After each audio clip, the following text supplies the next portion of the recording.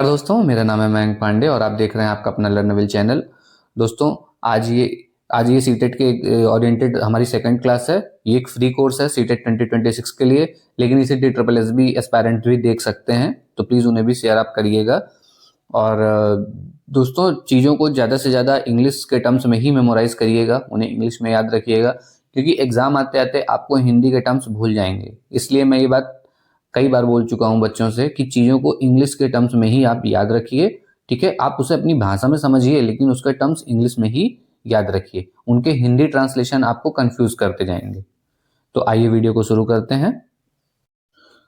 तो ये है जीन पियाजे और इन्हीं की थ्योरी ऑफ डेवलपमेंट के बारे में हम बात करने वाले हैं। थ्योरी ऑफ कॉग्निटिव डेवलपमेंट, संज्ञानात्मक विकास इन्हीं का है। तो जीन पियाजे पहले हम जान लेते हैं, जिसकी थ्योरी में पढ़नी है कि वो इंसान है कौन। ये एक स्विस साइकोलॉजिस्ट हैं। इन्हें इनेटिस्ट कहा गया, इन्हें जेनेटिक एपिस्टेमोलॉजिस्ट कहा गया, मुझे स्पेलिंग एरर के लिए माफ करिएगा, और इन्हें फादर ऑफ चाइल्ड साइकोलॉजी कहा गया। ठीक है, अब इन्हें इनेटिस्ट क्यों कहा गया? इनेटिस्ट का मतलब होता है जब जो व्यक्ति हेरिडिटी को डेवलपमेंट के लिए इंपॉर्टेंट मानता है। इनका मानना था कि हेरिडिटी डेवलपमेंट के लिए ज़्यादा इंपॉर्टेंट है, मतलब कि आनुवांशिकता डेवलपमेंट के लिए ज़्यादा इंपॉर्टेंट है, इसलिए इन्हें इनेटिस्ट कहा गया। इसके बाद बात करें अगर, तो जेनेटिक एपिस्टेमोलॉजिस्ट, इसका क्या मतलब है?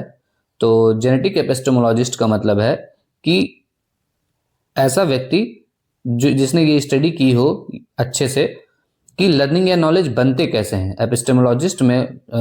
एपिस्टेमोलॉजिस्ट में स्टडी किया जाता है कि लर्निंग और नॉलेज ये दोनों चीज़ें बनती कैसे हैं। ठीक है, और इसके बाद फादर ऑफ चाइल्ड साइकोलॉजी, तो जितने भी उस टाइम के साइकोलॉजिस्ट थे उन्होंने एनिमल्स पे रिसर्च की।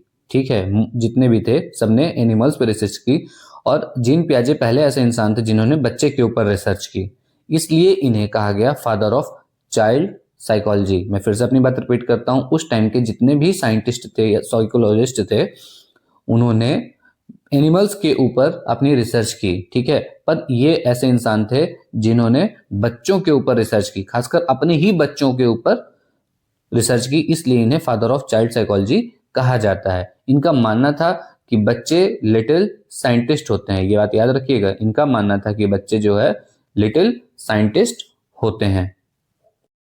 दोस्तों, स्टेजेस पढ़ने से पहले एक बात और समझ लेते हैं कि पियाजे के अनुसार क्या बातें उनको लगती थी। तो बहुत शॉर्ट समझते हैं, फिर उसका एक लॉन्ग वर्जन चीज़ों को समझेंगे।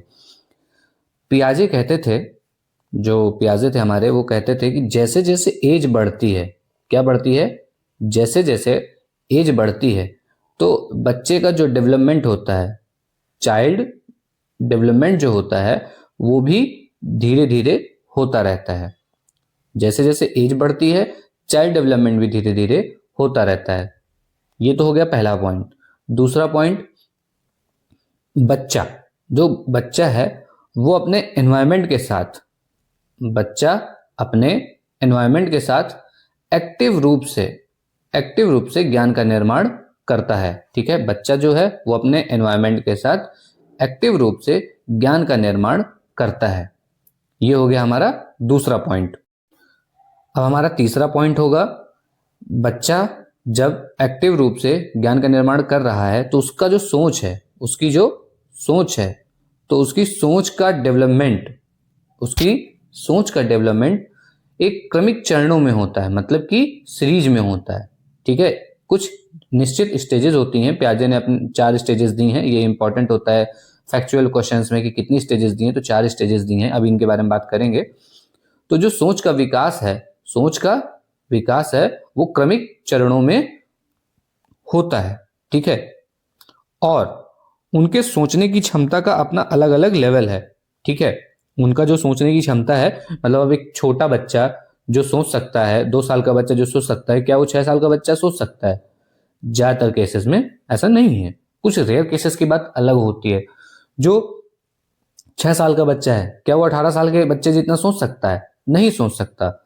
इसलिए ऐसा कहा गया कि सोच का विकास क्रमिक चरणों में होता है और हर चरण में अपनी सोचने की क्षमता अलग अलग होती है। आई बात समझ में आपको?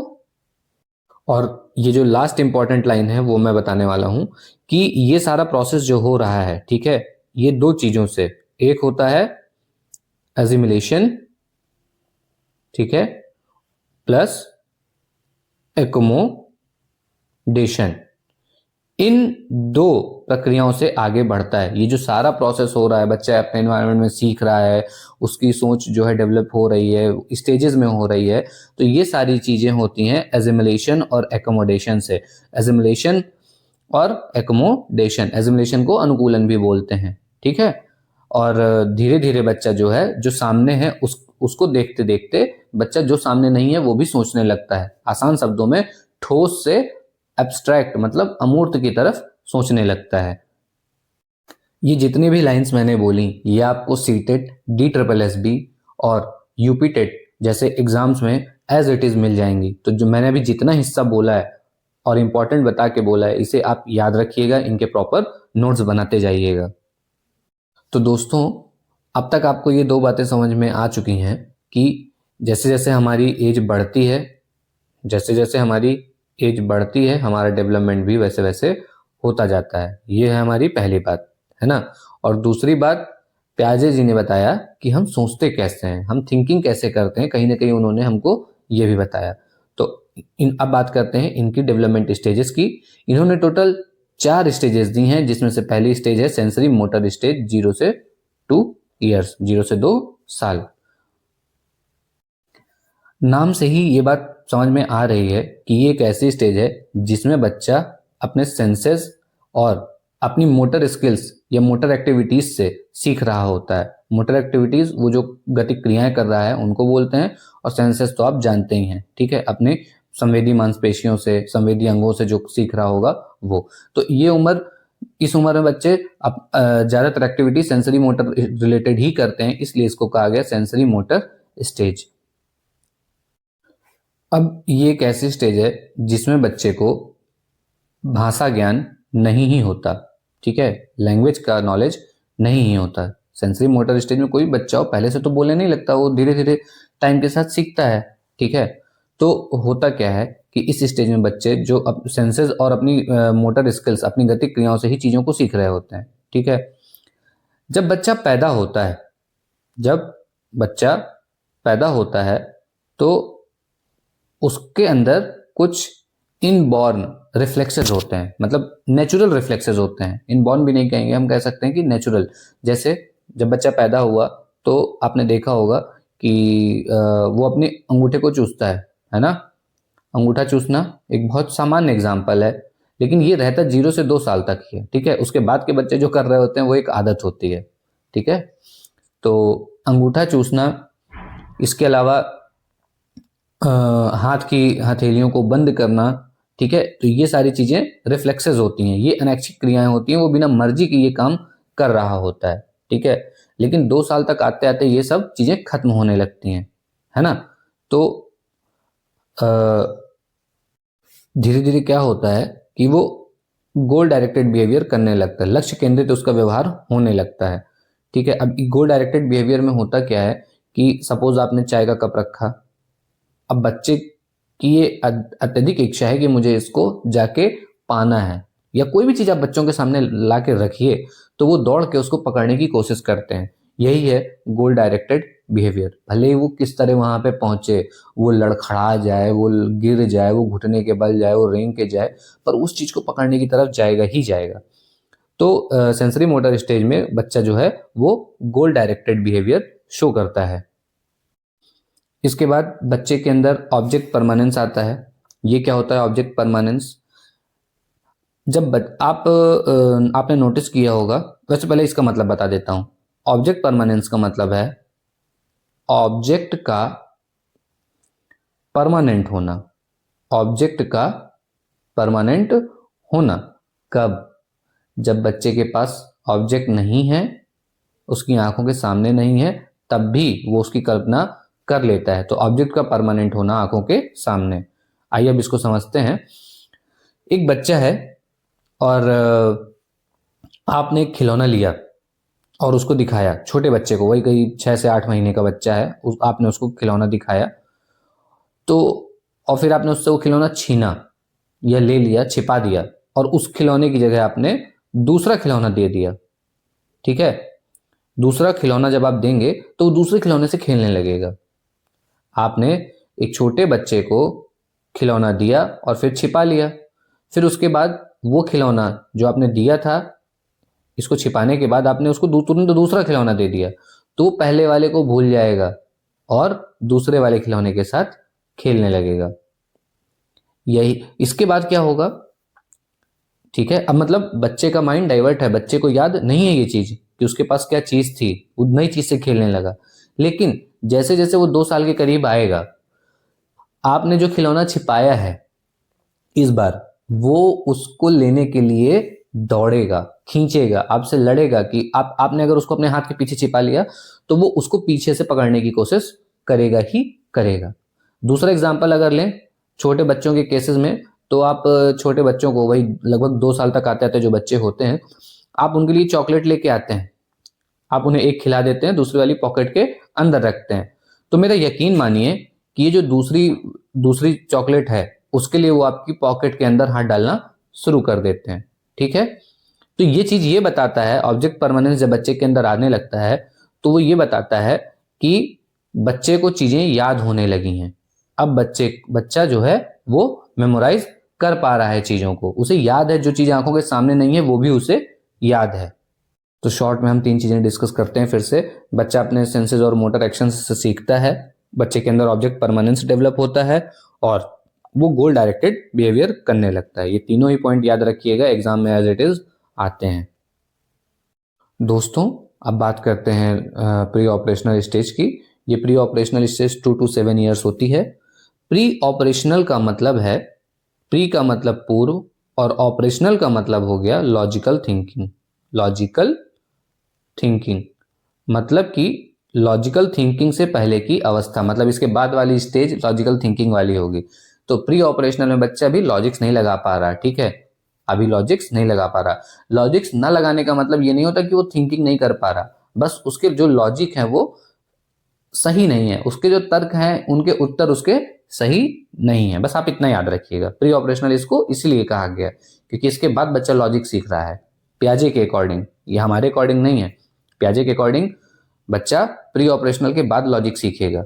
ओके, तो इसमें होता क्या है कि बच्चा जो है इलॉजिकल थिंकिंग लगाता है, उसके लॉजिक सही नहीं होते हैं, ठीक है। मैं फिर से इस बात को रिपीट करता हूँ कि बच्चा एकदम से लॉजिक गलत नहीं लगाता, बस उसके, या मतलब लॉजिक ही नहीं लगाता, ऐसा नहीं होता। लॉजिक वो लगाएगा लेकिन गलत लगे रहेंगे उसके लॉजिक। इसी चीज को कहा गया, एक टर्म आता है, याद रखिएगा, आपके एग्जाम में आता है, ट्रांसडक्टिव रीजनिंग। अब ये ट्रांसडक्टिव रीजनिंग का मतलब क्या है, ये वर्ड ध्यान से देखिए, ट्रांसडक्टिव रीजनिंग।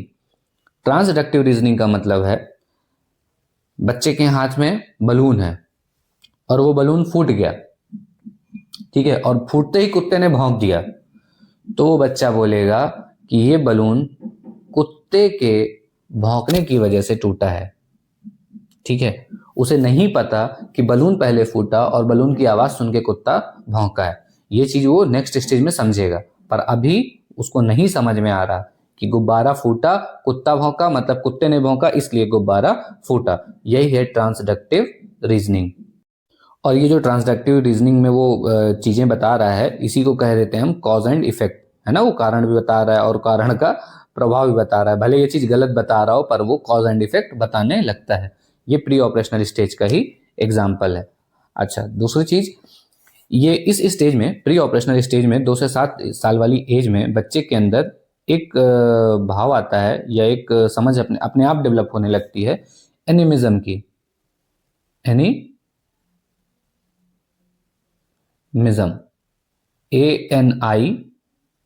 ANIMISM। एनिमिज्म का मतलब होता है जीववाद। अभी एनिमिज्म क्या है, जब हम किसी भी निर्जीव चीज को सजीव माने तो वही एनिमिज्म है। मैं फिर से अपनी बात रिपीट करता हूं, जब भी हम किसी निर्जीव वस्तु को सजीव माने वही जीववाद या एनिमिज्म है। अब इस टाइम पे होता क्या है कि जो छोटे बच्चे होते हैं, ठीक है, उनको सारी चीजें सजीव लगती हैं, ठीक है, उनको लगता है जितनी भी ये चीजें हैं सब सजीव हैं। फॉर एग्जाम्पल, डॉल को खाना खिलाते हैं, आपने देखा है। टेडी बियर को खाना खिलाते हैं, आपने देखा है।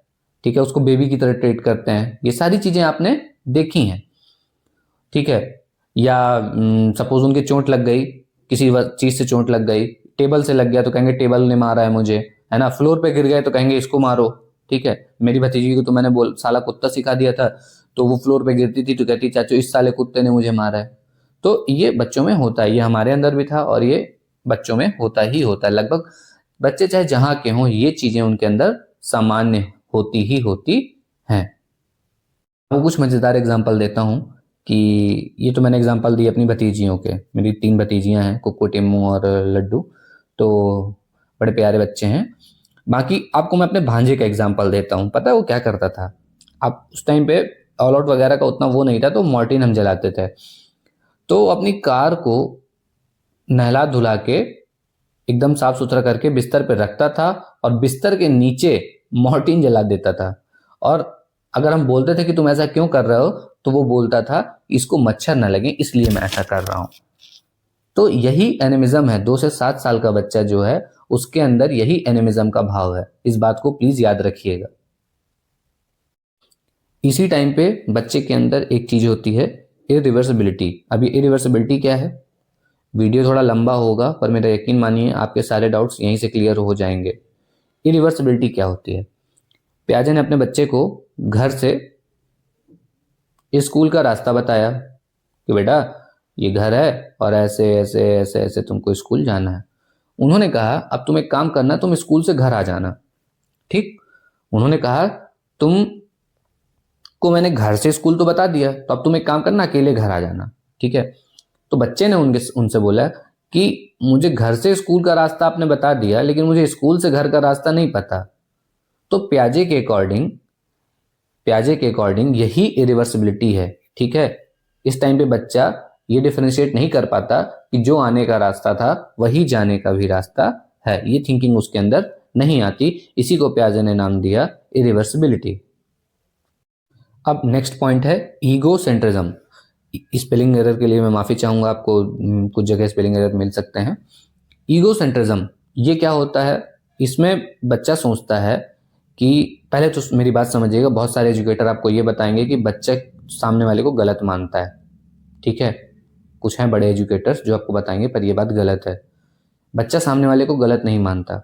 ठीक है, बच्चा क्या सोचता है कि जो मैं सोच रहा हूं, जो मैं सोचता हूं वही सभी सोचते हैं, वही सभी सोचते हैं। मैं फिर से ये बात रिपीट करता हूं, बच्चा ये सोचता है कि जो मैं सोच रहा हूं वही सभी सोचते हैं। एक बार फिर मैं बोल देता हूं इस बात को। ईगो सेंट्रिज्म का मतलब होता है बच्चे को लगता है कि जो मैं सोचता हूं, जो बच्चे की थिंकिंग है, जो चाइल्ड की थिंकिंग है, सिटी मतलब चाइल्ड थिंकिंग है, उसको लगता है वही ऑल ओवर थिंकिंग है। दुनिया का हर इंसान वही सोच रहा है। फॉर एग्जाम्पल मैं अपने आप से लेता हूं, मुझे सिंचैन बहुत पसंद था। सिंचैन कार्टून है, तो मुझे लगता था यार सारे बच्चों को सिंचैन पसंद होता होगा। मैं उनसे डिस्कस करता था। ठीक है, और मुझे खीर पसंद थी, तो मुझे लगता था यार खीर ऐसा, अगर कोई मना करता था हम खीर नहीं खाते, तो मैं बोलता था ऐसा कैसे हो सकता है।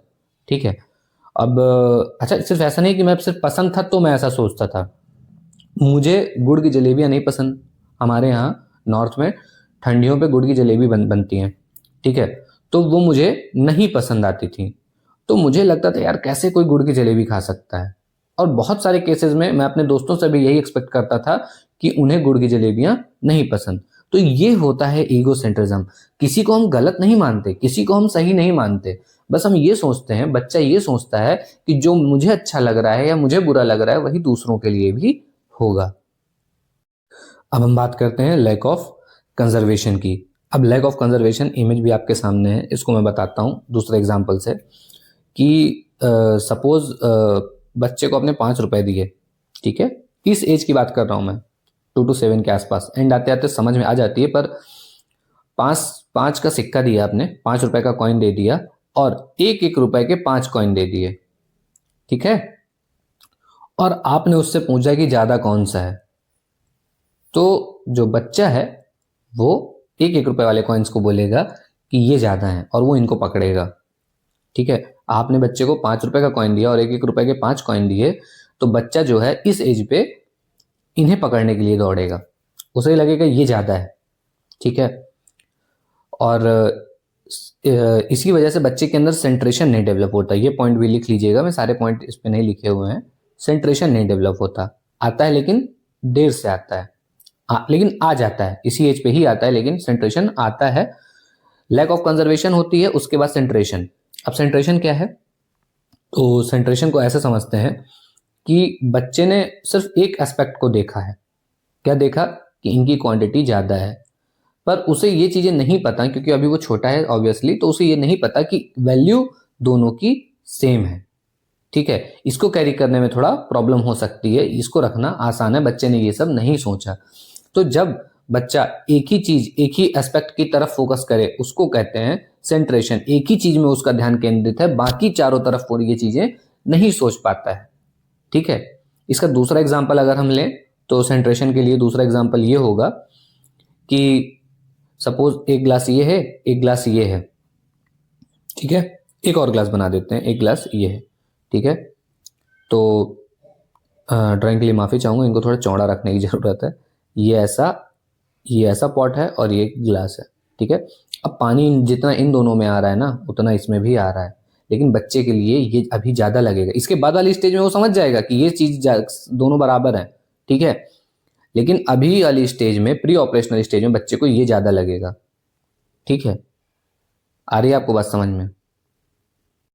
टीचर्स दूसरे एग्जाम्पल देते हैं, पर जरूरी नहीं है ना कि हम सब एक दूसरे के एग्जाम्पल्स को कॉपी करें। मेरी बात को आप समझ रहे हैं? अब आप ये मत सोचिएगा टीचर ग्लास से दूसरा एग्जाम्पल देते हैं, मैंने दूसरा दे दिया, जरूरी तो नहीं होता। मेरी बात मुझे आपको समझानी है। अब एक पॉइंट अभी हमारा बाकी था, सिंबॉलिक थॉट एंड लैंग्वेज बच्चों की इस टाइम पे डेवलप हो जाती है। वो भले ही गंदी सी ड्राइंग बनाए, पर लड़का लड़की, मम्मी पापा, दीदी भैया, ये सब वो डिनोट करना सीख जाते हैं। ठीक है, मछली बनाए, ये सारी चीज़ों को सिंबल से वो बनाना सीख जाते हैं। किसमें? प्री ऑपरेशनल स्टेज में। ये चीज़ें एज इट इज़ याद रखिएगा, आपके एग्जाम पॉइंट ऑफ व्यू से बहुत ज़्यादा इंपॉर्टेंट है। इसके बाद एक टर्म आता है इंट्यूटिव थॉट। अब ये इंट्यूटिव थॉट क्या होता है?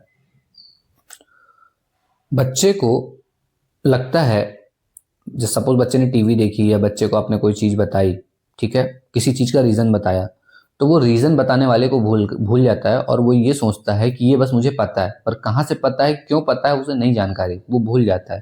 तो यही होता है इंट्यूटिव थॉट। तो ये चीज़ भी वही 4 से 7 साल वाली एज के आसपास डेवलप हो जाती है बच्चे के अंदर। ठीक है, इंट्यूटिव थॉट का मतलब होता है कि जिसने मुझे रीज़न बताया, बच्चा उसको भूल जाता है, मतलब उसे वो रीज़न कहाँ से पता चला उसे नहीं याद होता, बस उसे ये होता है कि ये चीज़ मैं जानता हूँ, अब कैसे जानता हूँ उसे इससे मतलब नहीं है। ठीक है, यही होता है इंट्यूटिव थॉट। दोस्तों, अब बात करते हैं कंक्रीट ऑपरेशनल स्टेज की। तो ये बहुत जल्दी हो जाएगी, क्योंकि पहले वाली को आपने बहुत अच्छे से समझ लिया है। कंक्रीट ऑपरेशनल स्टेज 7 से 11 साल तक चलती है। इसमें बच्चे की लॉजिकल थिंकिंग डेवलप हो जाती है। मैंने आपको बताया था, बच्चा लॉजिकल थिंकिंग शुरू कर देता है, लॉजिकल थिंकिंग बिगिंस, स्टार्ट हो जाती है, ये बात याद रखिएगा। ठीक है, और एग्जाम में पूछता है लॉजिकल थिंकिंग कब बच्चे की कब शुरू होती है, तो कंक्रीट ऑपरेशनल स्टेज में।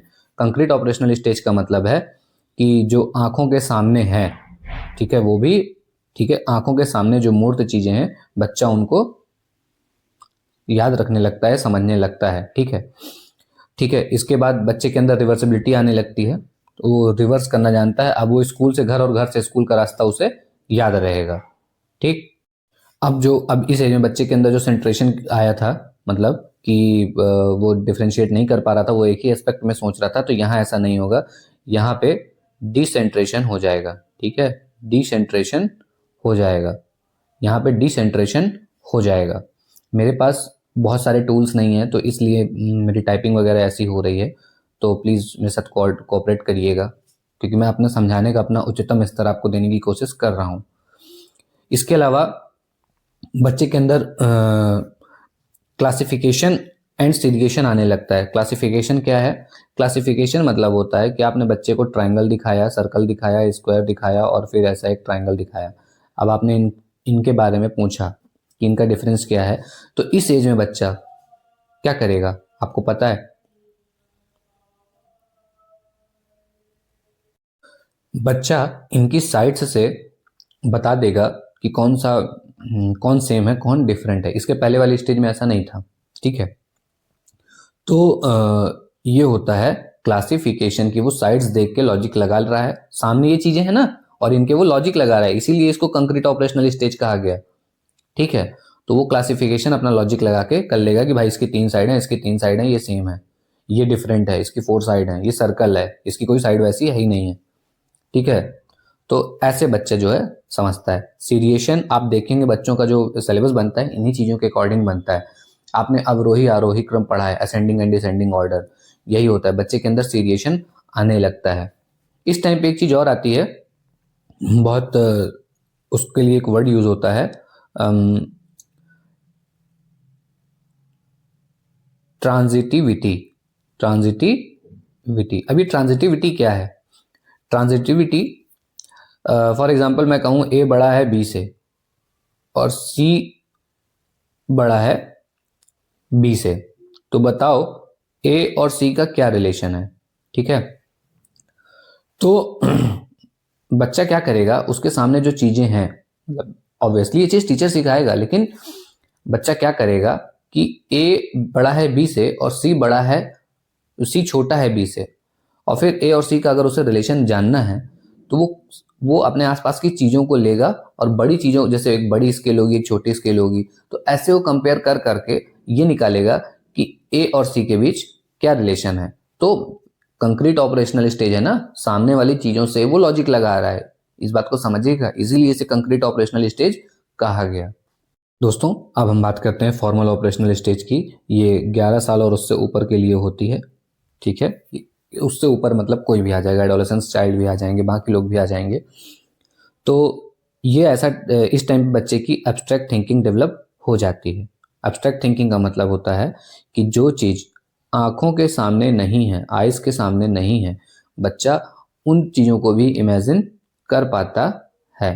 तो इस टाइम पे अगर एग्जाम में पूछे कि फॉर्मल ऑपरेशन एब्स्ट्रैक्ट थिंकिंग किस स्टेज में डेवलप होती है जीन पियाजे के अकॉर्डिंग, तो ये फॉर्मल ऑपरेशनल स्टेज में होती है। और ये बात याद रखिएगा, ये सारी चीज़ें आपको जीन पियाजे के अकॉर्डिंग पढ़ाई जा रही हैं, बताई जा रही हैं, ठीक है।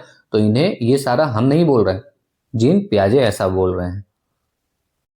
अब क्या होगा, बच्चे की हाइपोथेटिकल थिंकिंग भी डेवलप होने लगती है। स्पेलिंग एरर के लिए मैं फिर से माफी चाहूंगा। हाइपोथेटिकल,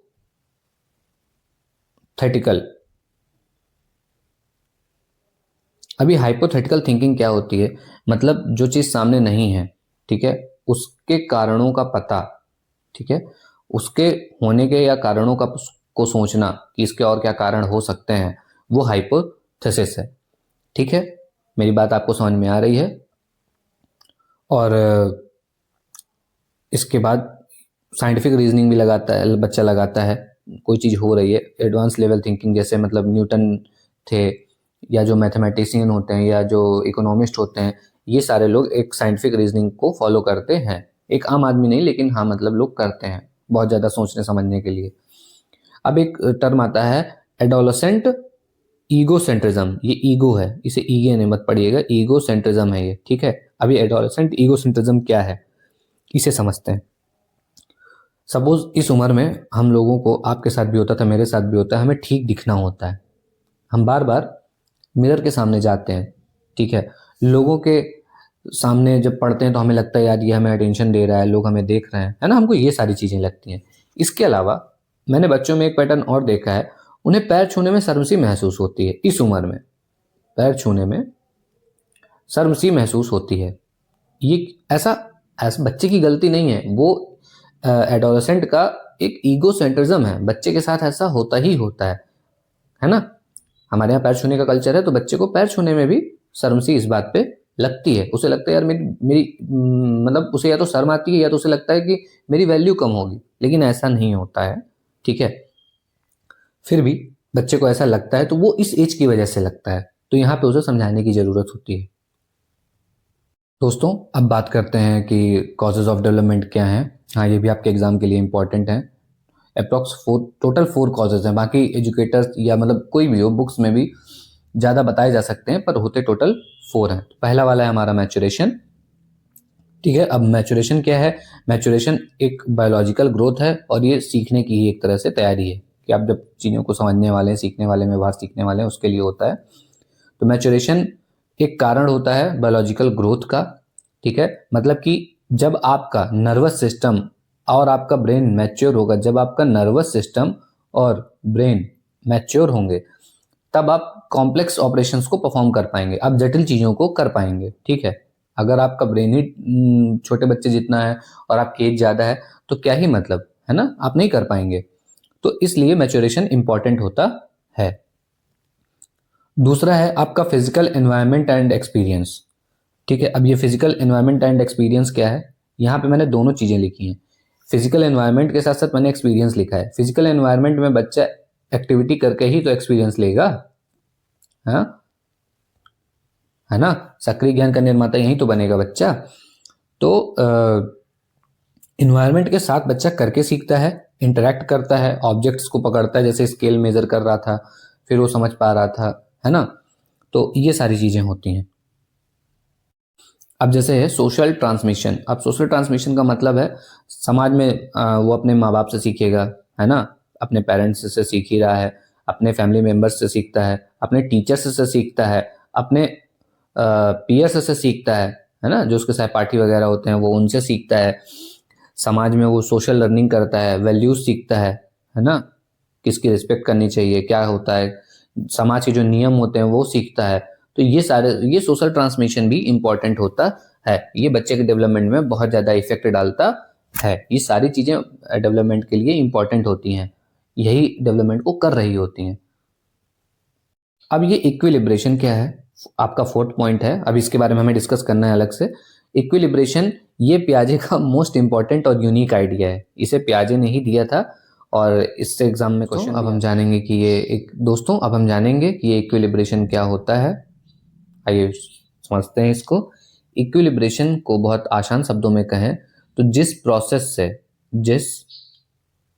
से आपका कॉग्निटिव डेवलपमेंट सीडी, ठीक है, कॉग्निटिव डेवलपमेंट हो रहा होता है, उसे ही पियाजे ने इक्विलिब्रेशन कहा। इस बात को याद रखिएगा, इंपॉर्टेंट है कि इक्विलिब्रेशन क्या है। मैं फिर से रिपीट करता हूं, जिस प्रोसेस से कॉग्निटिव डेवलपमेंट होता है, जिस प्रोसेस से कॉग्निटिव डेवलपमेंट होता है उसे ही पियाजे ने इक्विलिब्रेशन कहा है।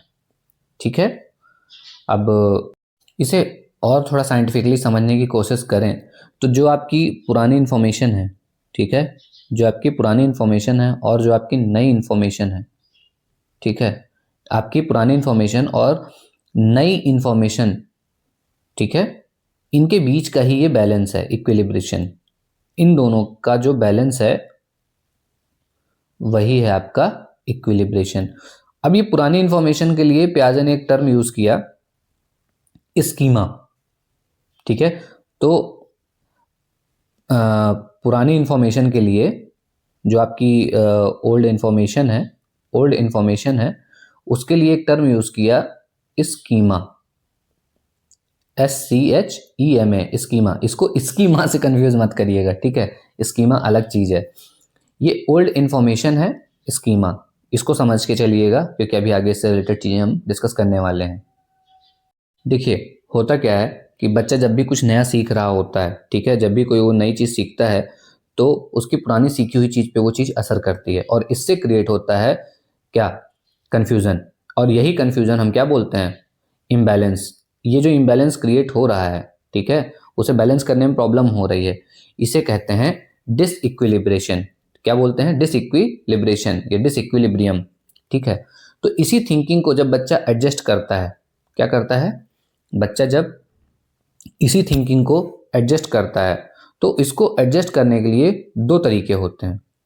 ठीक है, पहला होता है एजिमुलेशन, ठीक है, पहला होता है एजिमुलेशन, दूसरा होता है एकोमोडेशन। ठीक है, एकोमोडेशन, इसको आप आगे समझ जाइएगा, DATION है। अब ये एजिमुलेशन क्या होता है, जब पुराने में हम नया जोड़ते हैं, पुराने में नया जोड़ते हैं, fitting new into existing idea, पुराने में नया, पुरानी इंफॉर्मेशन में नई इंफॉर्मेशन जोड़ना या पुराने स्कीमा में नई इंफॉर्मेशन जोड़ना, ये होता है एसिमिलेशन। मैं फिर से इस बात को रिपीट कर रहा हूँ, पुराने में नया जोड़ना या पुराने स्कीमा में नया इंफॉर्मेशन जोड़ना ही एसिमिलेशन है। ठीक है, ये तो हो गया आपका एसिमिलेशन। एकोमोडेशन क्या है? एकोमोडेशन ये है, आपको कन्फ्यूजन हो चुका है, ठीक है, तो इस कन्फ्यूजन को ठीक करना, changing ideas to fit new, अपने थॉट्स को चेंज करना ताकि आप नई इंफॉर्मेशन उसमें डाल सको, इसे कहते हैं एकोमोडेशन। ठीक है, मैं एकोमोडेशन को एक बार फिर अच्छे से समझा देता हूँ। ये आपका एकोमोडेशन है। तो इसमें होता क्या है कि changing ideas to fit new, मतलब कि जो आपका पुराना स्कीमा है उसे ठीक करके नई इंफॉर्मेशन को उसमें एडजस्ट करना। मान लीजिए आपने कोई चीज़ गलत सीख ली है, तो जब आप उसको सही सीख रहे हो तो आप नई नई इंफॉर्मेशन यहाँ पे रखोगे ना, तो इसको कहा गया है एकोमोडेशन। ठीक है, नई इंफॉर्मेशन सेट करना, पुराना सीखा हुआ या पुराना गलत सीखा हुआ उसे ठीक करके वहाँ पे नई चीज़ जोड़ना ही आपका एकोमोडेशन है। यहाँ पे आप एक नया स्कीमा सेट कर रहे हो, मतलब नया स्कीमा वहाँ पे डेवलप कर रहे हो, है ना। तो आपको ये बात समझ में आ गई, एसिमिलेशन और एकोमोडेशन। एसिमिलेशन पुराने में नया जोड़ना, एकोमोडेशन पुराने को ठीक करके नया जोड़ना। ठीक है, इसे हम इस इमेज से समझते हैं। बच्चा जो होता है वो अगर डिसइक्विलिब्रियम की स्टेज में होता है, फिर वो इक्विलिब्रियम में कैसे पहुंचता है। आपने 4 पैर वाला एक जानवर देखा और आपने कहा कि ये बिल्ली है, आपसे हम ही ने बताया कि ये बिल्ली है। ठीक है, कुछ टाइम बाद आपने जब देखा कि ये 4 पैर की आपको गाय भी दिख गई, आपको सूअर भी दिख गई, आपको घोड़े भी दिख गए और आपने सबको कहा कि बिल्ली है। ठीक है, कुछ बोल दिया, ये दूसरी बिल्ली है, छोटी बिल्ली है, ऐसा कुछ आपने बोल दिया, पर आपने उसको बिल्ली बोला। पर हमने आपको बताया, तो एक मिनट, तो ये जो जब आपने 4 पैर वाला जानवर देखा, बिल्ली के अलावा आपने जितने भी जानवर देखे आपने सबको बिल्ली ही बोला। क्यों? ये एसिमिलेशन है, आपके पूर्व ज्ञान में एक नई इंफॉर्मेशन जा रही है और आप बस उसको शामिल कर रहे हो, वहां पे कोई सुधार नहीं कर रहे हो। पर जब आप उसमें सुधार करते हो कि नहीं यार, कुत्ता अलग होता है, बिल्ली अलग होती है, हाथी अलग होता है, घोड़ा अलग होता है, तब उसको कहते हैं एकोमोडेशन। पुराने वाले में बस आप नॉलेज ले रहे थे कि हाँ सर पढ़ाइए, कोई दिक्कत नहीं है। एकोमोडेशन में आपके नॉलेज में जो कमी है वो दूर हो रही है।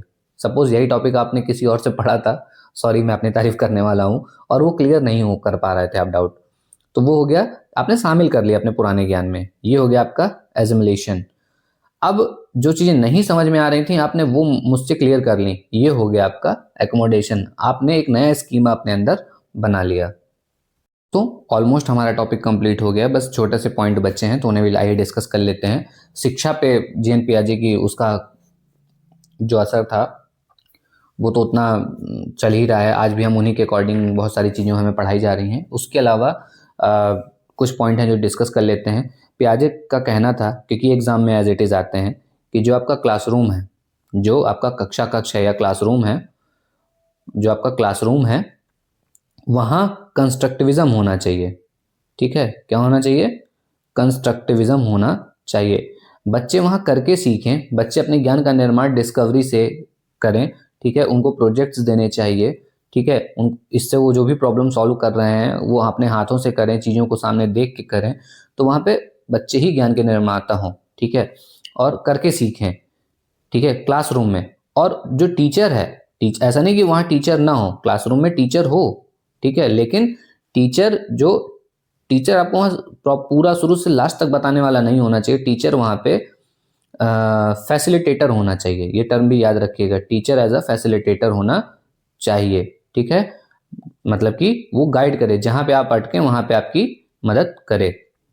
तो टीचर एज अ फैसिलिटेटर होना चाहिए, आपको गाइड करने वाला होना चाहिए। ठीक है, अब ये स्टेजेस ये बताती हैं कि सारी मतलब हर बच्चे में अपने इंडिविजुअल डिफरेंसेस हो सकते हैं। ठीक है, तो टीचर्स को अलग अलग एज ग्रुप का ध्यान दे के ही करना चाहिए। सपोज 2 से 7 साल का कोई बच्चा है, ठीक है, पर कुछ रीज़न रहे होंगे, कुछ एनवायरमेंटल रीज़न रहे होंगे, वो बच्चा अगर सपोज उसे 3rd क्लास में होना चाहिए या 2nd क्लास में होना चाहिए, तो वो 2nd क्लास में ना होके 1st क्लास में ही है। ठीक है, या और पीछे करना चाहें तो हम कर सकते हैं, वो बाल वाटिका में है, सपोज कुछ रीजन से वो नहीं पहुंच पाया था, तो टीचर्स को इसके भी हितों का ध्यान रखना पड़ेगा, क्योंकि वो ये जानता है कि ये बच्चा इस उम्र में सब कुछ नहीं सीख सकता। ठीक है, तो ये एक एजुकेशनल इम्प्लीमेंटेशन है इनकी थ्योरी का।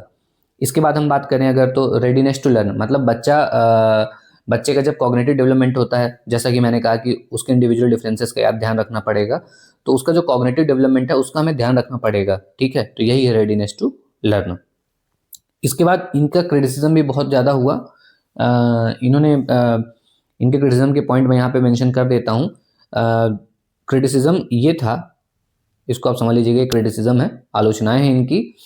इनका कहना था कि एज का तो रोल है, ठीक है, लेकिन ऐसा नहीं होता कि सारा ही रोल एज का है। इन्होंने कल्चर को और सोसाइटी को इग्नोर भी किया। इन्होंने सोसाइटी को इम्पोर्टेंट माना, इन्वायरमेंट को इम्पोर्टेंट माना, लेकिन उतना नहीं माना, बहुत कम माना। ठीक है, तो इन्होंने इसको इग्नोर कर दिया। ये इनकी पहली आलोचना है। क्यों?